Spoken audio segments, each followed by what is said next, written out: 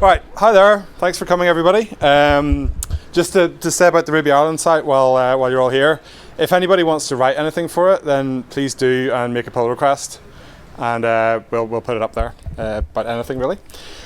Right, so today I'm going to be talking about this book here, Practical Object-Oriented Design in Ruby by Sandi Metz. It's one of the best books on software design that I've read in a long time.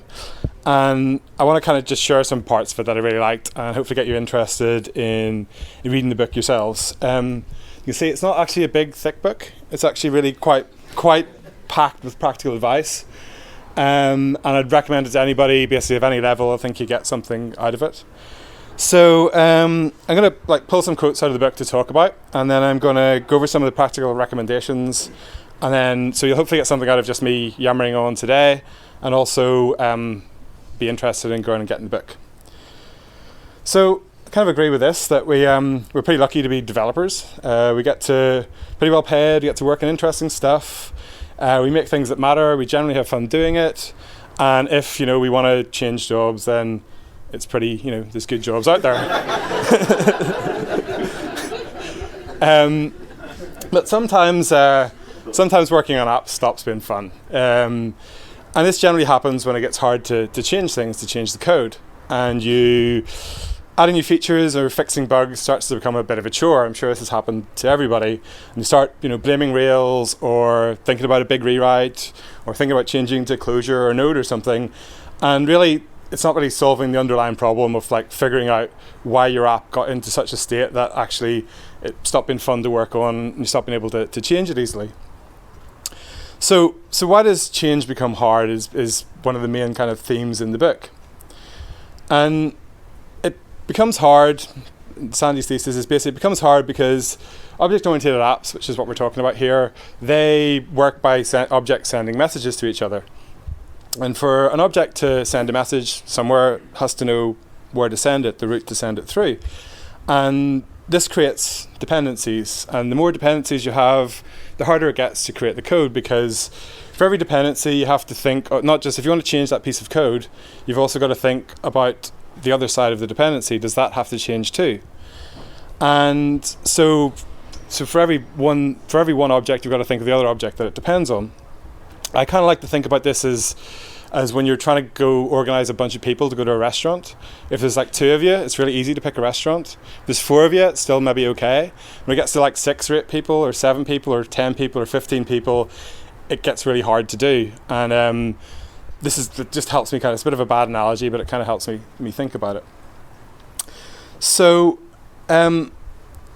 object-oriented design is basically about managing dependencies, and it's a set of coding techniques that arrange dependencies such that objects can tolerate change. So these were just some quotes I pulled out of basically the first chapter or 2 of the book. There's loads of stuff in there, and the book was actually done as part of the Ruby Rogues podcast. I don't know if any of you has listened to that. It's really good if you don't, but it was done as the book club book in January this year. And one of the things that was mentioned in the book club was, so Sandi wrote this book, spoke at conferences, so she gets invited into all these different companies to come and talk. And they keep asking, they'd show her some code and say, how do we make this better? Or they'd ask for some rules about, how do we write better code? How do we stop our code becoming not fun to work on and hard to change? And she was kind of reluctant to give out the rules, because if you have a set of rules and you blindly apply them, without understanding what's behind them, without understanding why, then they can be dangerous really and not that useful. So I'm going to show the rules on the next slide and then discuss a bit about what's behind them and see what you think. So your classes can be no longer than 100 lines of code. Your methods can be no longer than 5 lines of code. You can't pass more than 4 parameters to any method, and you're not allowed to cheat by making one of them a hash. Your Rails controller actions can only instantiate one object to deal with a request, and you can only pass one instance variable to a view. So who thinks they could write a non-trivial app without breaking any of these rules? It's nobody. Good. But I think one of the reasons I like these is I think they're a really good starting approach. If you had a new person come to join your company, you can give them these rules and say, look, if you're adding a feature or you're fixing a bug and you're about to break one of these rules, come and talk to me, because A, it might be like, yes, it makes sense to go and break the rule, or B, maybe there's a better way. I can show you, like, we can learn some stuff about how to do it, how to arrange your code better. Also, if you were doing code reviews, I think it'd be a good, again, thing. You see a change set, it's going to trip one of these rules. What do you know? Why is that? Does it make sense, or do we need to do something in a different way? So, again, these are made to be broken. They're there as like a baseline. Rules is kind of a bad name for them. It should be like guidelines or something. But if you can convince your pair or your rubber duck or your cat or whoever you talk to programming problems with that there's a good reason to do it, then I think that, yes, you can just go and break them. Like, they're not really set in stone. So there's actually, for me, when I read the rules and thought about them a bit, there's one thing that these rules are pushing you towards, and one reason behind them, and it's really all about the single responsibility principle. For those who haven't seen this before, the original definition I came across was in Uncle Bob Martin's book as part of the Solid Principles, that a class should have only one reason to change. And in the POODR book, Sandi's definition is a class should do the smallest possible thing, smallest useful thing. And for me, I like Sandi's version more because it gives you a little bit more wiggle room as a designer to kind of say, well, it's doing a useful thing. I don't care if it's maybe doing two things. It's one useful thing. So why is the single responsibility rule important? Why do all these rules push you towards it? And it again comes back to dependencies. So dependencies make code harder to change, we said, and less fun to work on. And the less responsibilities that a class has, the less dependencies it needs to get what it needs to do done, so it stays, fun to work on and easy. So there's another kind of set of little guidelines in the book, which is about making code that's changeable. It's true. So true is transparent. So the consequences of change should be obvious in the code that is changing and the code that it relies on. This basically means that if you're want to fix a bug or add a feature, it should be really easy to think about the changes you need to do. You shouldn't be changing something and kind of hoping that it all works out.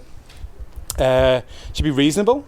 So basically the cost of any change should be proportional to the benefits that change achieves. So if it's a small change, then you just have to do a small, it costs a small amount to do. If it's a large change, then it's going to cost more, that's fine.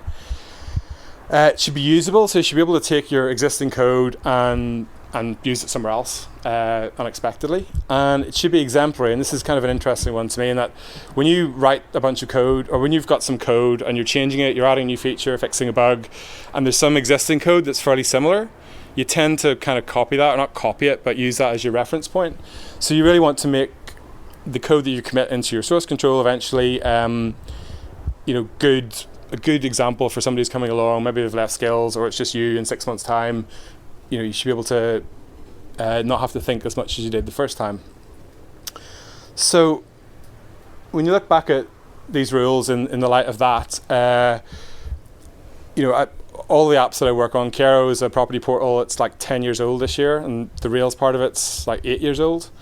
And we have like the classic, big fat models with like 1,000 lines of code and comments above different sections with the methods that basically should be out in their own classes themselves.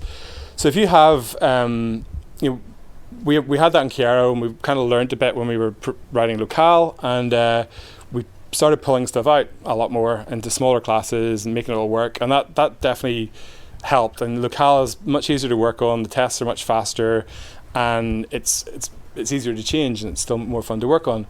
If you do have those big, those huge 100 or 1,000 line active record models, there's a great post on the Code Climate blog late last year or early this year called 7 Ways to Decompose Fat Active Record Models, and I'll put links up on the site afterwards. But it's just like a how-to of how to get rid of, how to make your models, slim them down, give them less responsibilities. Highly recommended. Just a drink. So the second one is actually just the single responsibility program. The thing about methods, it's just a single responsibility principle at the method level, and it's just the same thing that applies. That if you have methods that only do one thing, they're really easy to rearrange them or to move them to another class when you need to, and it works really well. The third one, passing no more than 4 parameters. I think that basically comes down to if you're passing 4 parameters from a bunch of different objects into a method, and that method's doing something on them, well then probably what you actually want is that you're going to take all those 4 parameters, make them into an initializer on another class, and then move that behavior into that class. So you've got a smaller class that does that one part of element of behavior, and you've made the original class, you've taken some behavior out of that, and it's more likely to have a single responsibility. The controller actions one is the last 2 are to do with Rails, and they're a bit more. The first 3 I think you could do with any Ruby project, or the last 2 more about Rails. And again, we've kind of done this a bit more in locale than in Chiaro, and it's kind of useful. I mean, when you take all the logic out of your controller actions and put it somewhere else, then all your controllers do is basically take parameters and turn them into method calls. It's when you do that, 1, they're really easy to test if you're even going to bother testing them, but 2, it's really handy in the console. We've definitely found this, that if your business logic is in your controller action, then the only way you have of triggering that is to hit a HTTP request. Whereas if you've taken that logic out and put it into an object, you can use that object then in the console to do something, and that's definitely handy when you're when you push something up to production and it's not working or it breaks, and you have to dive in and fix stuff in the console. The last one's interesting as well. It's the one I think I'd probably have the hardest time trying to stick to. We definitely, Chiaro, especially some of the old views in Chiaro, we kind of used instance variables almost like global variables. So if you want to reuse some partial somewhere, you pull it out and you put it somewhere else, and it blows up, and then you have to spend half an hour figuring out where the instance variable that was set up, and then you've got to look at that setup and see if you can move it over the controller where it needs to be now, and it's a total pain in the ass.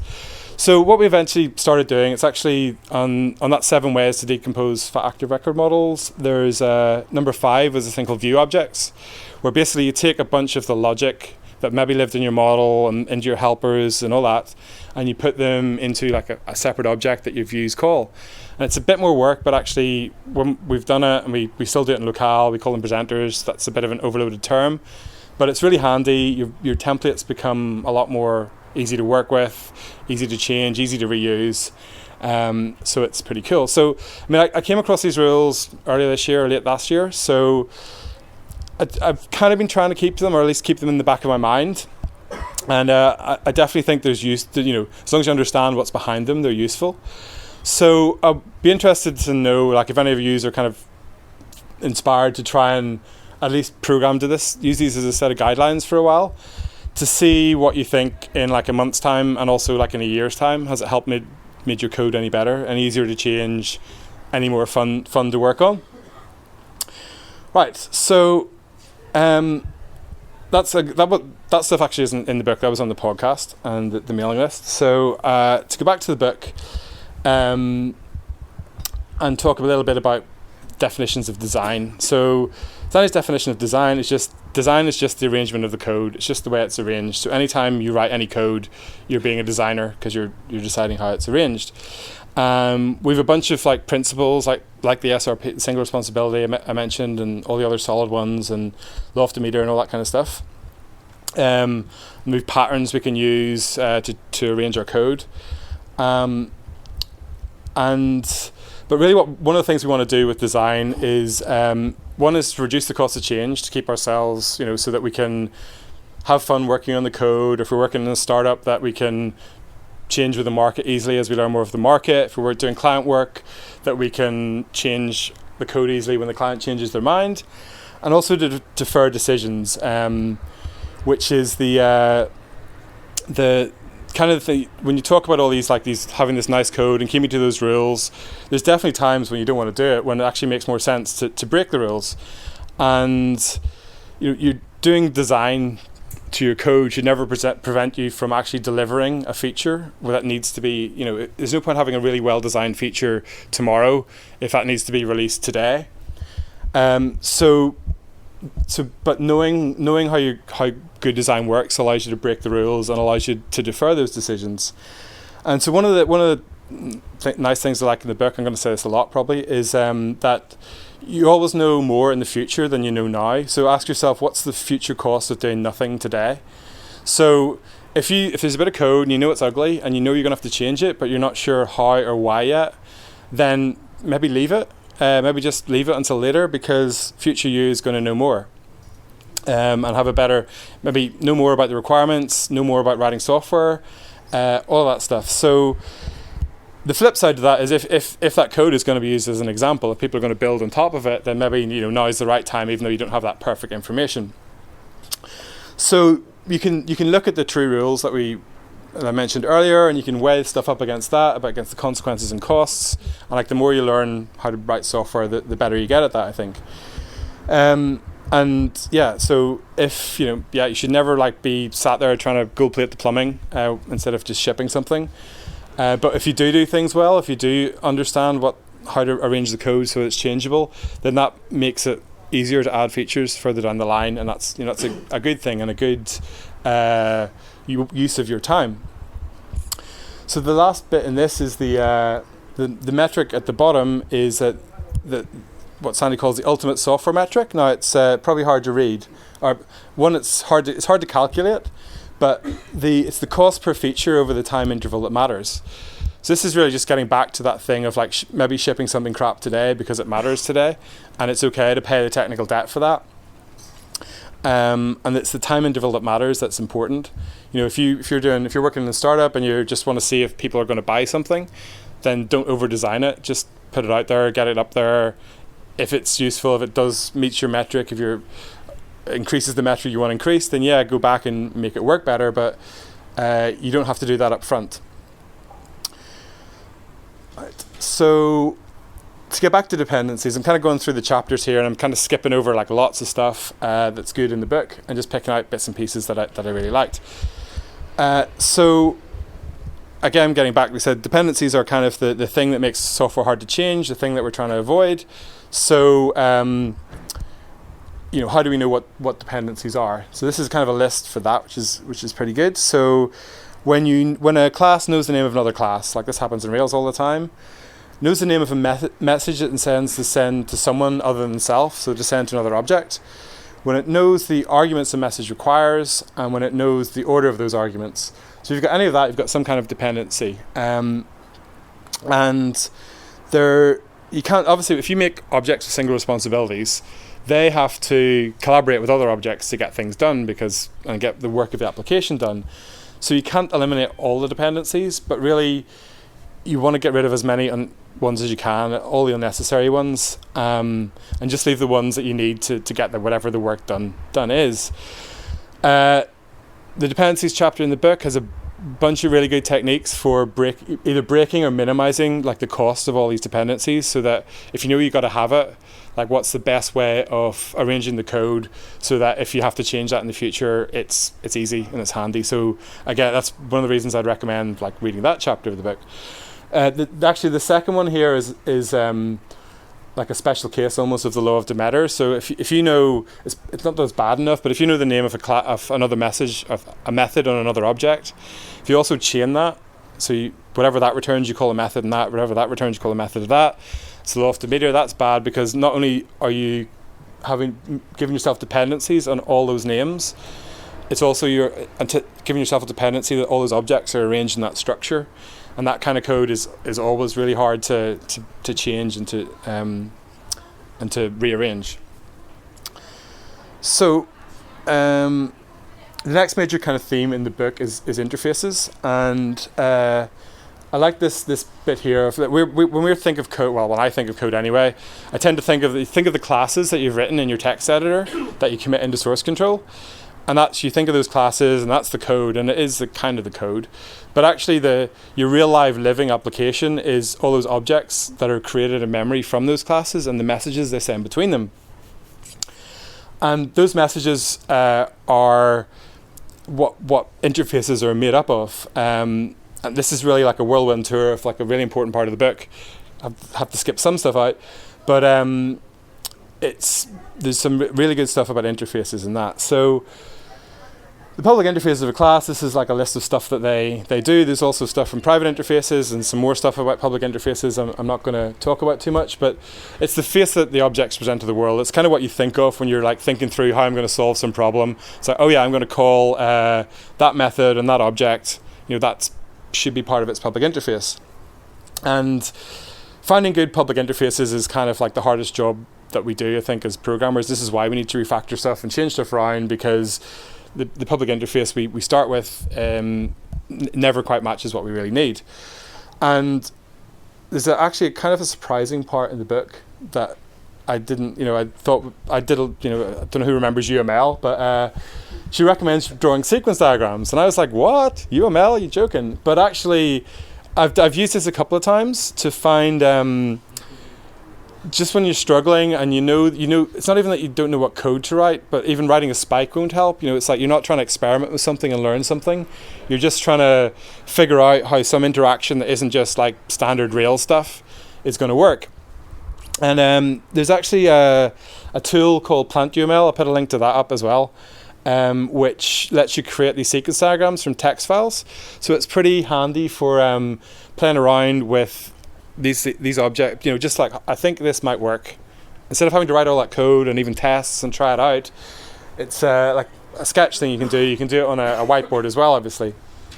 And one of the reasons I recommend it in the book is just it helps you find those missing objects that you don't think about when you're thinking about classes. If you're thinking about your classes and your text editor and your models and your app models or whatever, you tend to stuff stuff in there, but maybe you're missing like another object, another interaction. What I'd actually love is if there was something that when you ran a spec, would basically do a sequence diagram of all the objects that were like ran and all the code that ran because of this whatever spec you did, so you could see it out. So maybe one of you would be like intrigued enough to write that. I don't know. So there are tools, and when you do that, like the arrows going backwards and forward, they're going to be your public interface messages. So this is a tool to help you talk about messages and like find out what your public interfaces are going to be. And I'm again glossing over huge parts of the book, but you've got your public interfaces which are in your single class. They're just the methods in that class that are in the public interface. But also there's interfaces that are across classes that we tend to use modules for in Ruby. And those are another really important part of being a public interface, the roles that objects can play. And again, skipping over it, but really good part of the book. Yeah, say that about all of it. So again, skipping over a huge part of the book. There's three good chapters on how to arrange code that is going to be how to share behavior between your various objects. And the TLDR is, if you've got some kind of is-are relationship, then use inheritance. If you've got a behaves-like relationship, then use modules and duck typing.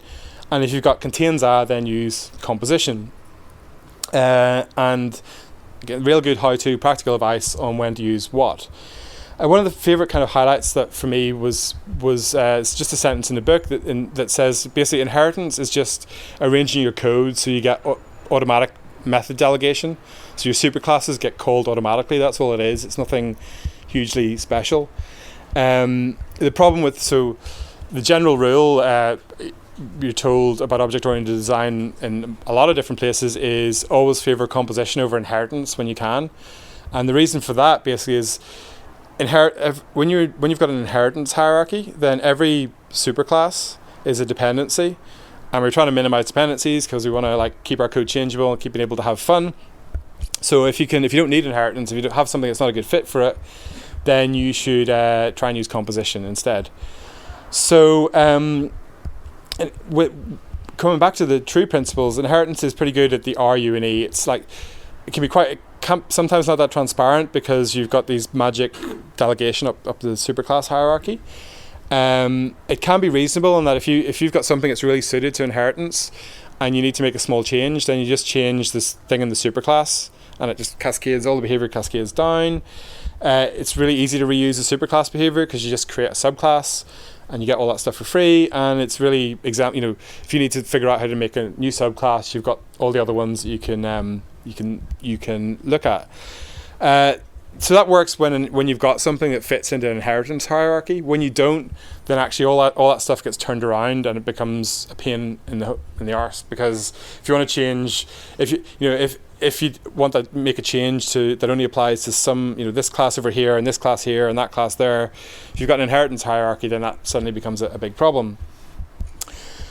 So you need to be careful. So composition kind of tends to be better at doing stuff for the whole that match all the true criteria, and especially at the level of the individual classes. And you've got like it's transparent because you've got these really small classes, single responsibilities. It's easy to see what happens if you change them.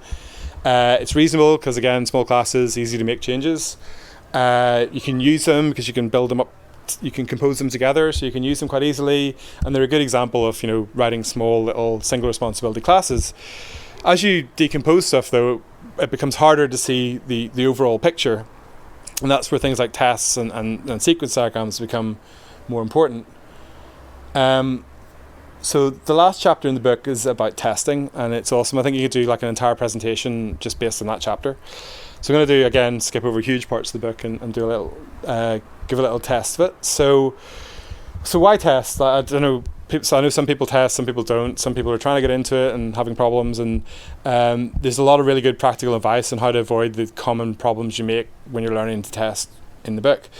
So the first one is just, finding bugs. That's obvious. Did I make a typo? Did I get the arguments in the right order? Did I type minus instead of plus or whatever? Tests are also, we talked a little bit about public interfaces. So one of the themes in the book is that you should only test your public interfaces and the documentation of your public interfaces, how those work, are your tests. Talked about kind of deferring design decisions before, about writing some crap code just to ship it out there because you need to get it out there. So if you hide that crap code beside a good public interface, and you write the test to that interface and not to the actual implementation of the code, then when you learn that new information that helps you make that good design decision, you can refactor your code, change it, and you don't have to change your test. And when you're finished, you know that the behavior is still the same; it's still working the way it should. So that's how testing helps support that part of designing. Supporting abstractions is kind of what I was just talking about when you're composing a lot of different classes together, just a way of again documenting and showing how all those abstractions fit together. They really help with that, and they also allow you to make changes to the structure and be confident that you haven't really broken anything once it starts getting like into a little bit more of a complicated system. So the last one is exposing design flaws. So when you one of the benefits people get of when they start doing TDD is that they suddenly find they're writing smaller classes that tend to have more single responsibilities, and part of the reason for that is that when you're writing tests, you have to set up your object so you can test it. And if you have to do a bunch of setup, if there's a bunch of dependencies for that object, then setting all that up becomes a total pain. It's a good sign that I need to change this somehow. So that's the last part of like why you should why testing is good. I mean, I don't know how many people I need to convince about that, but so this is the interesting thing. Definitely there's a lot more in the book about this, but you should really try it. So one of the things I haven't mentioned is that actually tests are dependencies too. Tests are the first reuse of your code. So we want to minimize dependencies so we can have fun. So we want as few tests as possible. And definitely notice this in Chiaro. So Chiaro is like 8 years old as a Rails app. We learned testing on it, so there's far too many tests of stuff that doesn't really add value, and they take 15 minutes to run, which makes it not fun to work on because you have to do all these changes. Or if you're doing a change and you're waiting for the whole suite to run, it's a pain and it's a waste of money as well.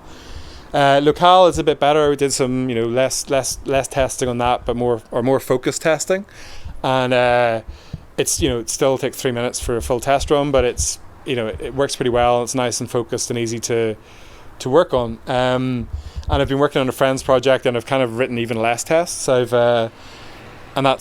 I still feel like I've got like the design stuff out of it. I've got the confidence that I haven't broken stuff when I deploy. So some of the rules for what to test to help you write as few tests as possible. One is to test. So only test stuff in one place. Don't when you do kind of BDD, when you do outside in development, then sometimes you're kind of testing stuff a little bit twice because you're doing the acceptance level and the unit level. But for me, for that, like what I've been doing recently is I've only been writing acceptance tests for like the good case, the golden path when everything goes right, and then using unit tests for when stuff goes wrong, which still I think has worked out pretty well. So you should test incoming messages. So these are the messages that other objects send to you, because that's your public interface. So this is your documentation about how to use your public interface, what it expects, what it will return, and it also means that your public interface is going to work as you expect. You're testing it works as you think it should. So there's two types of message that get sent out from an object. So you get a message in, and if you can't handle it all yourself, you send two types of message out. You send a command message to something else, which says, go and do this, write the file to disk, save it to the database, do something. Or query messages where you're asking for some piece of information where you that you need to do your behavior. And so the rules here are that basically you should test the command messages are sent with by using mocks because they're important to test, but that you shouldn't test your query messages. You might stub them so that if you need the result value, you stub it, so just to get whatever value you need returned. But you don't actually test. You don't write a mock to verify that was sent. And the last part of this, I'll come back to mocks in a second, but is don't test private messages unless you have to. So this comes back to your deferring your design decisions and having some crappy code. You might have some private method that you really, really don't want to write a test for, and because if your test is your documentation of your public interface, you don't want people accidentally thinking that they can rely on this method to do stuff, because you're going to change it. But at the same time, it might have some behavior like, no, I need to write a test for this because I need to make sure this works, or when I'm developing it, I need to make sure that it works the way I think it should. So you shouldn't test it unless you have to. And if it is a private method that you don't want people to depend on, then make that obvious in the tests if people are reading the tests.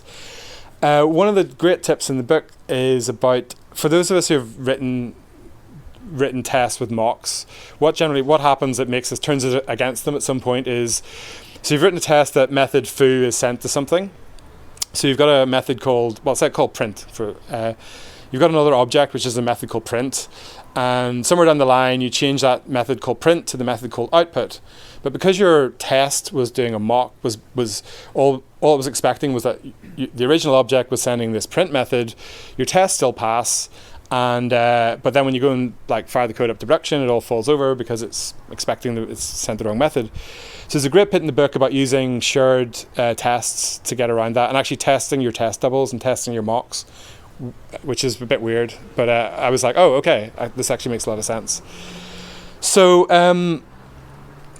that's the last bit about testing, is kind of when to test. I don't think I've ever actually written an application where I started completely test first and wrote a test and just let it grow with the test. You always kind of, either there's some kind of thing you're not sure about, so you just have to write some code to figure out how it works, or it's you're using Rails, so a bunch of stuff is decided for you.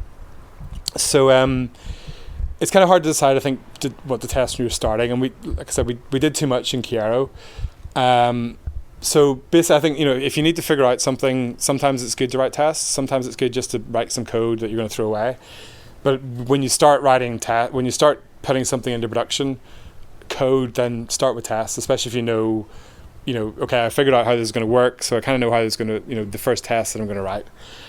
And this is definite. So the last thing is what we did in Chiaro, which one of the reasons makes it such a pain to change. And how with Chiaro, we're probably going to end up making it an API thing and writing another Rails 3 app that talks to it, just because we don't want to upgrade the entire app to Rails 3, because that'd be a pain. It's terrible. So try not to couple your test to implementation. I think that's the hardest thing to do when you're first learning how to test, when you're writing tests. And again, there's a bunch of techniques in chapter 9 in the book about how to avoid doing that. So, yes, so that's pretty much it. If you're interested, I would recommend, if you only read one book this year, read this book. There's 9 chapters, so if you start now with a chapter a month, you can get to by Christmas.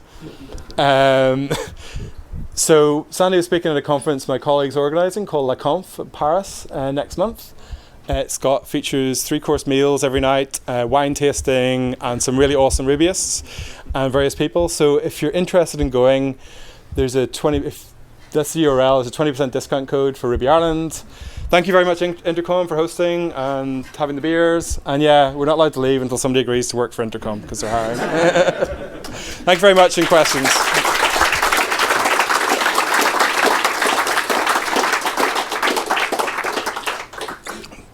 So any questions? Yep. I like to talk simply because it transfers across just outside of Ruby. Yeah. Don't know anything outside of Ruby.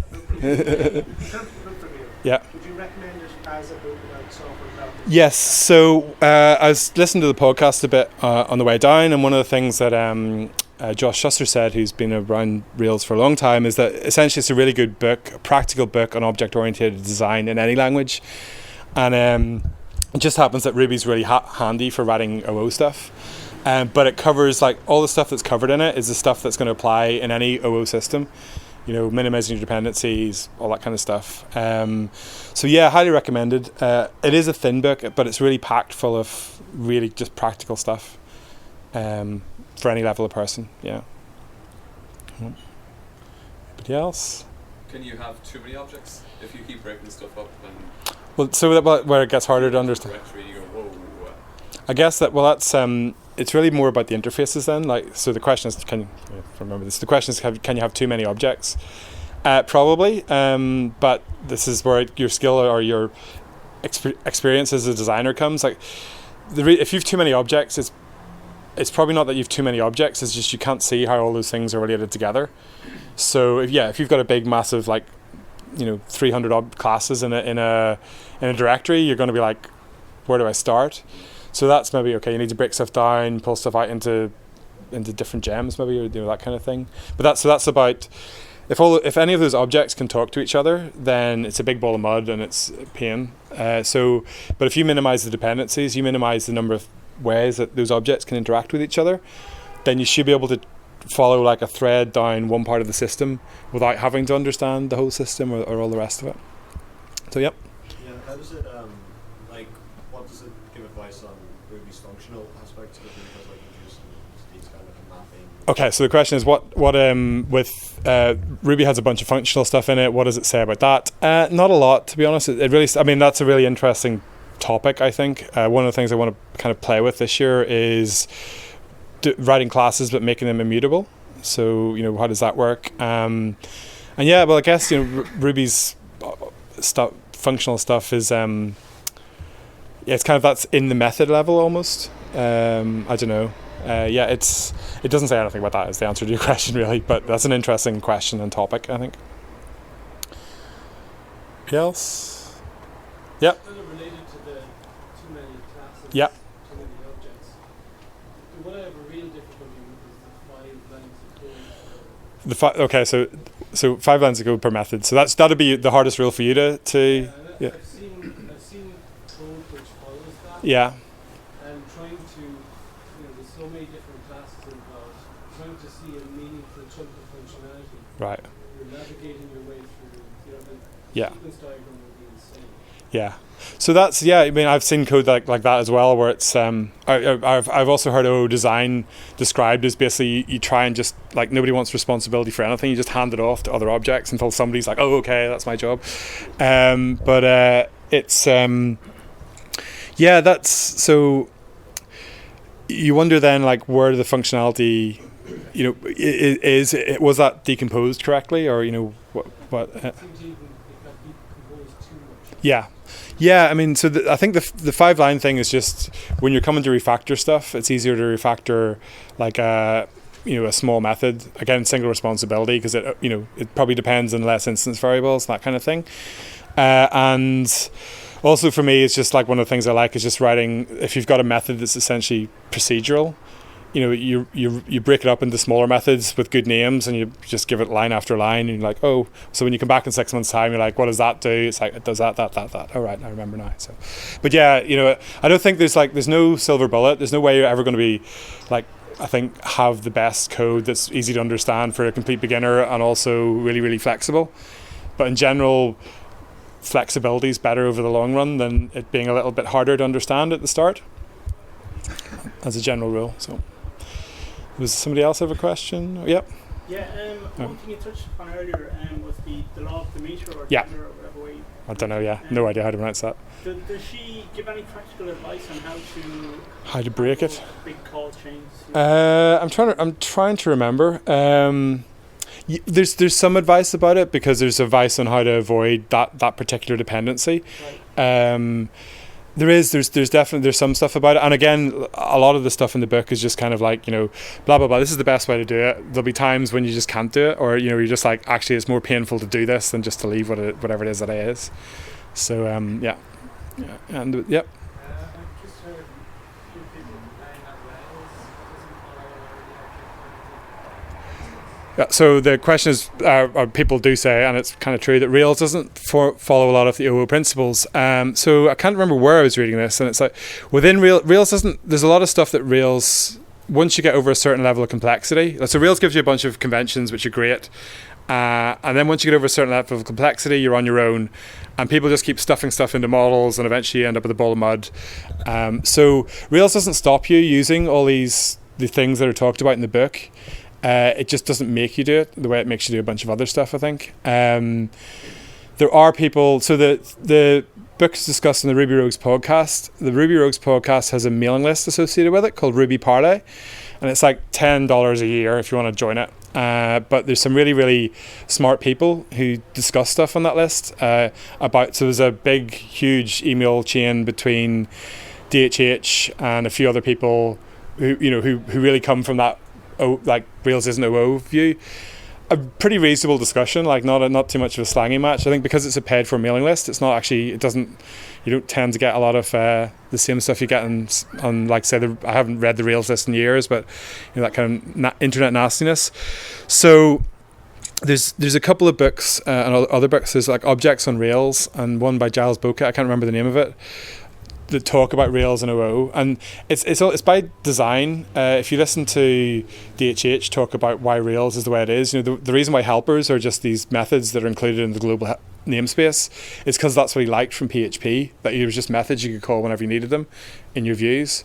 So there's, and I think as well that Rails is designed, optimized for the 37 Signals way of developing software, where they do templates and HTML mockups and then turn it into code.